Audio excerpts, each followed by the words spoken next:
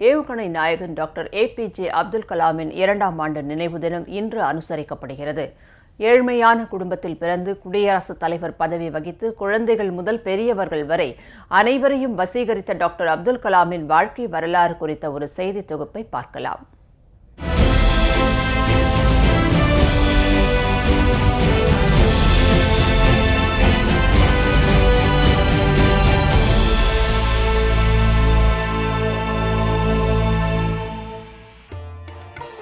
தமிழகத்தின் அழகிய ராமேஸ்வரம் தீவில் கடந்த 1931ஆம் ஆண்டு அக்டோபர் மாதம் 15ஆம் தேதி ஜெயினுல்லாபுதீன் ஆஷியம்மா தம்பதியினருக்கு பிறந்த டாக்டர் ஏபிஜே அப்துல் கலாம் ஒரு நடுத்தர இஸ்லாமிய குடும்பத்தைச் சேர்ந்தவர். ராமேஸ்வரம் மசூதி தெருவில் வசித்த கலாமின் குழந்தை பருவம் ஆடம்பரத்தால் அன்றி பாசத்தால் சூழப்பட்டிருந்தது. உள்ளார்ந்த பண்பு பதிவுகளுடன் அதிசய குணாதிசயங்களுடன் இருந்த கலாமுக்கு பள்ளி பருவத்தில் புத்தகங்கள் கூட எட்டாக்கனியாக இருந்தது. பள்ளி பருவத்தில் அதிகாலை 4 மணிக்கு எழுந்து டியூசன் வாத்தியார் வீட்டுக்கு செல்ல வேண்டும். தினமும் காலை 5:30 மணிக்கு வீடு வந்ததும் அவரது தந்தை பள்ளிவாசலுக்கு அழைத்துச் செல்வார். தொழுகை முடித்து அரபு பள்ளியில் பாடம் படித்து வீடு திரும்பியதும் அடுத்த வேலை காத்திருக்கும். ராமேஸ்வரம் சாலை ரயில் நிலையத்திற்கு 3 கிலோமீட்டர் தூரம் நடந்து சென்று பத்திரிகைகளை கொண்டு வந்து விநியோகித்துவிட்டு பிறகு சிற்றுண்டி அருந்திவிட்டு பள்ளிக்கு சென்று வந்தார். 2ஆம் உலகப் போர் நடைபெற்றுக் கொண்டிருந்த போது மண்ணெண்ணெய்க்கு கடும் தட்டுப்பாடு இருந்ததால் இரவு 7 மணியில் இருந்து 9 மணி வரையில் தான் விளக்கு எரியும். அந்த வேளையில் கலாமின் தாயார் கொடுக்கும் சிறிய விளக்கை வைத்து இரவு 11 மணி வரை அவரது படிப்பு தொடரும். அறிவு என்ற புதையலை தேடி தேடி கண்டுபிடிக்கும் ஆர்வத்தை சிறுவயதிலேயே அவரது அக்கா கணவர் ஜலாலுதீன் கலாமுக்குள் பதியச் செய்தார். இந்த சிறுவனின் அறிவு பசியை அதிகமாக்கிய இன்னொருவர் புரட்சியாளர் என அழைக்கப்பட்ட மாணிக்கம். எத்தனையோ சிறுவர்களை மாணிக்கம் ஊக்கப்படுத்தினாலும் ஒரு புத்தகத்தை படித்து முடித்ததும் அதனை திருப்பி கொடுத்துவிட்டு வேறு புத்தகத்தை வாங்கிச் சென்று படித்து முடித்தது கலாம் மட்டுமே. அப்துல் கலாம் பயின்ற பள்ளியின் அறிவியல் ஆசிரியர் சிவசுப்பிரமணிய ஐயர் தனது வகுப்பு மாணவர்களை கடற்கரைக்கு கூட்டிச் சென்றார். பறவைகள் வானில் பறப்பதை காண்பித்து விமானம் பறக்கும் விதம் குறித்து விளக்கமாக கூறினார். இதனை கேட்டபோது கலாமுக்கு வானத்து உச்சியை எட்டும் தனது கனவு மேலும் வலுவடைந்தது. நானும் ஒரு நாள் வானத்து உச்சியை எட்டுவேன் என்று தனக்குள்ளேயே திட்டவட்டமாக சொல்லிக் கொள்வார் என தனது சுயசரிதையில் கலாம் கூறியுள்ளார். ராமேஸ்வரம் ஆரம்ப பள்ளியை தொடர்ந்து ராமநாதபுரம் ஸ்வார்ட்ஸ் உயர்நிலைப் பள்ளியில் கல்வி பயின்ற கலாமுக்கு அவரது ஆசிரியர் ஐயாதுரை ஆதர்சன வழிகாட்டியாக இருந்தார். நினைத்தது நிறைவேற வேண்டும் என்றால் அதற்கு தீவிரமாக ஆசைப்பட வேண்டும், அது நிச்சயம் நடந்தே தீரும் என்ற நம்பிக்கையை இளமை காலத்தில் கலாமுக்கு போதித்தார். தன்னம்பிக்கையை வேரூன்ற வைத்தார். எதையும் சாதிக்க முடியும் என்பதில் அசைக்க முடியாத உறுதி கொண்ட அப்துல் கலாம் கடந்த 1950ஆம் ஆண்டு இன்டர்மீடியட் படிக்க திருச்சி செயின்ட் ஜோசப் கல்லூரியில் சேர்ந்தார். இறுதியாண்டை நெருங்கிய போது ஆங்கில இலக்கியம், கவிதைகள், தத்துவ படைப்புகளில் அவரது கவனம் சென்றாலும் இயற்பியல் மீதான ஈடுபாடு நாளுக்கு நாள் வளர்ந்து கொண்டே இருந்தது. அணுக்கள், வானியல் புத்தகங்கள், விண்வெளி மண்டலங்கள், விண்கலங்கள் தொடர்பான தேடலில் தீவிர நாட்டம் கொண்டிருந்தார்.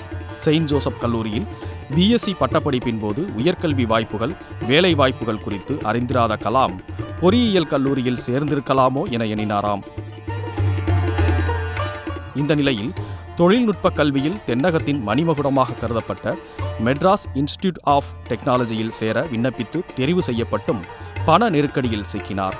அந்த சமயத்தில் அவருக்கு பக்கபலமாக இருந்த அவரது சகோதரி தங்க வளையல் மற்றும் சங்கிலியை அடமானம் வைத்து பணம் கொடுத்துள்ளார். அதனை நெகிழ்ச்சியுடன் பெற்றுக்கொண்ட அவர் கல்வி உதவித்தொகை மூலம் மீட்டுக் கொடுக்க உறுதி பூண்டார். மெட்ராஸ் இன்ஸ்டிடியூட் ஆஃப் டெக்னாலஜியில் மாணவர்களுக்கு செயல்முறை விளக்கம் அளிப்பதற்காக ஓரங்கட்டப்பட்ட 2 விமானங்கள் காட்சிக்கு வைக்கப்பட்டன. அந்த விமானங்கள் மீது இனம் புரியாத மோகம் கொண்டிருந்த அவர் முதல் வருட படிப்பை முடித்த நிலையில் அடுத்த வருடம் விமான பொறியியல் பிரிவை தேர்வு செய்தார். விமானத்தை இயக்கியே ஆக வேண்டும் என்ற இலக்கை தனது மனதில் உறுதியாக நிலைநிறுத்திக் கொண்டார். காற்றின் வேகம், செயல்திறன், விளைவுகள் பற்றிய காற்றியக்க அறிவியலை பேராசிரியர்களிடம் கற்றுக்கொண்ட கலாம் விமான வடிவமைப்பு, தொழில்நுட்பத்தை விரிவாக பயின்றார். ஹிந்துஸ்தான் ஏரோநாட்டிக்ஸ் லிமிடெட் நிறுவனத்தில் பயிற்சி பெற MITயில் இருந்து பெங்களூரு பயணித்த அவர் அங்கு என்ஜினை அக்குவேறு ஆணிவேராக பிரித்து போட்டு செய்யும் பணியில் ஈடுபட்டார். வகுப்பறை கோட்பாடுகளை கண்ணெதிரே செயல்படுத்தி பார்க்கும் அனுபவம் பெற்றார். பயிற்சியை முடித்து MITயில் இருந்து பொறியியல் பட்டதாரியானார். விமானப்படை மற்றும் பாதுகாப்பு அமைச்சகத்தின் தொழில்நுட்ப வளர்ச்சி உற்பத்தி இயக்குநரகத்தில் வேலைக்காக விண்ணப்பித்த அவருக்கு 2 இடங்களில் இருந்தும் அழைப்பு வந்ததால் வடதிசை நோக்கி 2000 கிலோமீட்டர் தூரத்திற்கு பயணமானார்.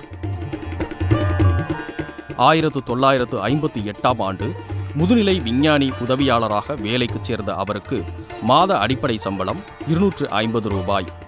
விமானத்தை ஓட்ட முடியாமல் போனாலும் அதனை வடிவமைக்கும் பொறுப்பு கிடைத்தது. சூப்பர்சோனிக் டார்கட் விமானத்தை வடிவமைக்கும் பொறுப்பை பெற்றார்.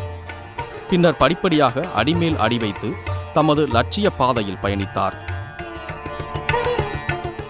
தொழிலில் சிகரத்தை எட்ட அடிப்படை தகுதி, முழுமையான பொறுப்புணர்வு அவசியம் என்பதில் உறுதியாக இருந்தார். விடாமுயற்சி, உழைப்பு ஆகிய தனித்துவத்தால் மிகவும் போற்றப்பட்ட அப்துல் கலாம் நாட்டின் 11வது குடியரசுத் தலைவராக கடந்த 2002ஆம் ஆண்டு பதவியேற்றார். குடியரசுத் தலைவர் ஆவதற்கு முன் இந்தியாவின் உயரிய விருதான பாரத ரத்னா வழங்கி கௌரவிக்கப்பட்டார். ராஷ்டிரபதி பவனிலும் மிகவும் எளிய மனிதராய் வலம் வந்தார். ஜனாதிபதியாக இருந்த காலத்திலும் அதற்கு பிந்தைய காலத்திலும் பேராசிரியராக பணியாற்றி மாணவர்களுடன் கலந்துரையாடல் செய்து அவர்களை வெகுவாக கவர்ந்தார். 2015ஆம் ஆண்டு ஜூலை 27ஆம் தேதி மேகாலயா தலைநகர் ஷில்லாங்கில் இந்திய மேலாண்மை கல்வி நிறுவனத்தில் மாணவர்களிடையே உரையாற்றிக் கொண்டிருந்த போது அவர் மயங்கி விழுந்தார். தனியார் மருத்துவமனையில் அனுமதிக்கப்பட்டு தீவிர சிகிச்சை அளித்தும் அது பலனளிக்காமல் போனது. அவரது மறைவு இந்தியா முழுவதும் பெரும் சோகத்தை ஏற்படுத்தியது. நாடே அவருக்காக அஞ்சலி செலுத்தியது. சொந்த ஊரான ராமேஸ்வரத்தில் முழு இராணுவ மரியாதையுடன் அவரது உடல் நல்லடக்கம் செய்யப்பட்டது.